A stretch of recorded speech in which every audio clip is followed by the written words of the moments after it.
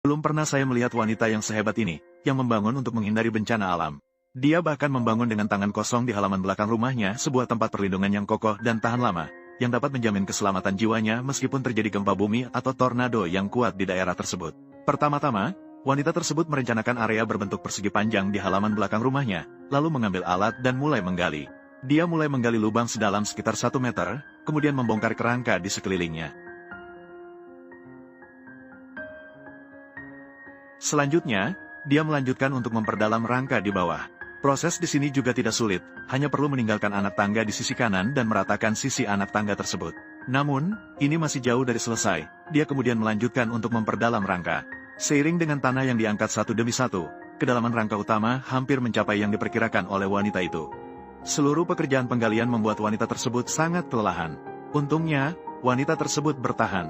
Tentu saja, dia juga akan meratakan sisi dan permukaan anak tangga di sebelah kanan. Akhirnya, dia hanya perlu membersihkan sisa-sisa tanah yang tertinggal. Melihat hasil jerih payahnya, wanita itu pun menunjukkan senyuman yang sudah lama tidak dia tunjukkan. Pada pagi hari berikutnya, wanita itu datang ke dalam kerangka dan mulai bekerja. Wanita itu akan merencanakan sebuah area di tepi dinding, kemudian menggunakan alat untuk menggali saluran-saluran di sekeliling. Wanita itu mengatakan bahwa dengan saluran-saluran ini, proses pengecoran berikutnya akan lebih mudah. Jadi setelah penggalian selesai, wanita itu akan menuangkan campuran semen dan pasir yang telah diaduk ke dalamnya dan meratakan campuran tersebut dengan sekop. Setelah itu, dia akan mengambil batang baja dan menyisipkannya secara berjarak ke dalam campuran pasir.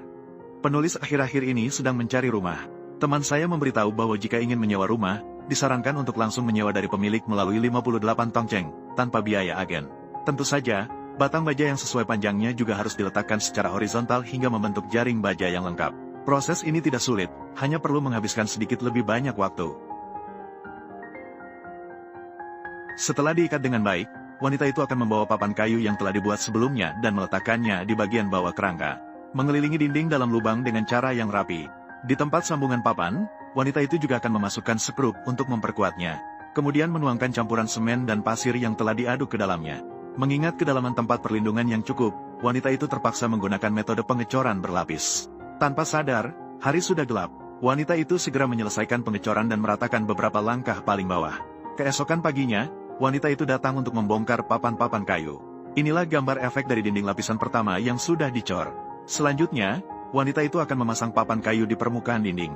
Di setiap sambungan papan, wanita itu akan memasukkan cukup banyak sekrup untuk memperkuatnya. Kita tidak perlu khawatir, setelah terpasang dengan baik, kita bisa menuangkan adukan semen pasir yang sudah dicampur. Karena semen mengering lebih cepat daripada yang dibayangkan, kita harus bergerak cepat, agar bisa memastikan setiap lapisan terikat dengan rapi.